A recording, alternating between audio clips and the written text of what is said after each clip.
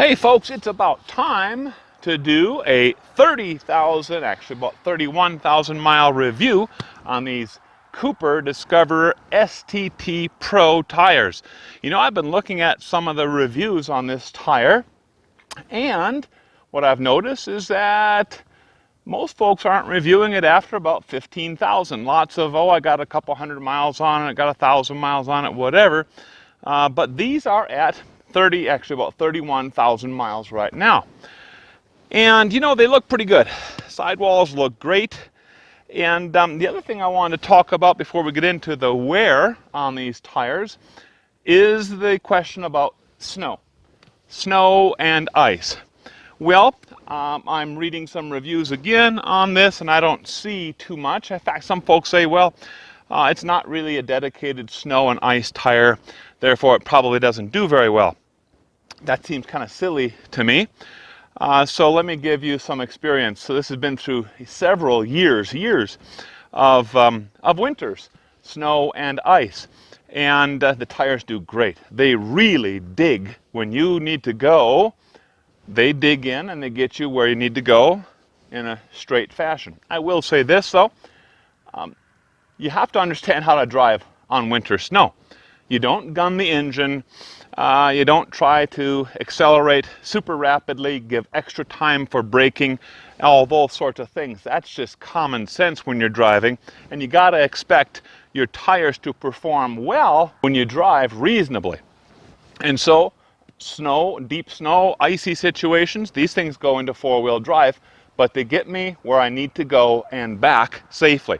Case in point, I headed out to the shooting range just a week or so ago, and there was quite a bit of snow, and what I didn't know, there was quite a bit of drifting. We had about a 50-yard section of snow that was about 12 inches, probably a little bit more than that, deep, and 12 inches deep, and this guy helped me get right through that. We made it through without a problem on the way in and on the way out. Again, not driving recklessly, but driving with understanding on how to get through that stuff after doing these sorts of things for years. I know it was at least 12 inches deep because my running boards were dragging through it, and I just measured those running boards, and the bottom of the running board is at 12 inches.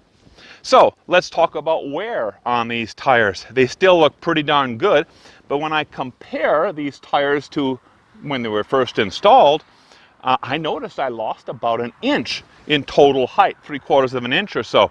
So I definitely have some wear. The other thing I'll point out is the siping.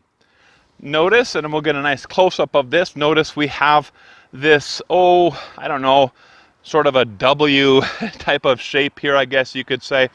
And when we compare it to the original tires, you'll see a rather big difference. In other words, I have lost part of this siping everywhere. So they have worn. And so I'm probably going to have to replace these, I wouldn't doubt, before the next winter hits. Still doing well for me. I'm not complaining, but I'm being realistic. Now let's go ahead and take a look at the official wear. Let's go about here. We'll start there. Okay, notice I am now getting into the yellow, which is kind of where I expected I would be. Let's get a couple measurements on this. That section there is still good. I'm in the green. Do another. Back into the yellow. So a little bit of differential wear based on where I am measuring this.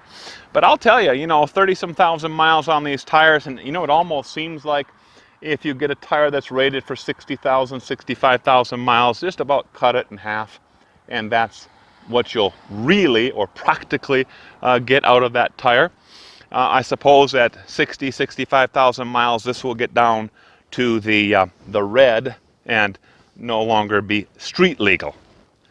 So that is these tires, Cooper Discoverer STT Pro, and I'm actually thinking that when I do need to replace these, I'm going to get the same darn tires.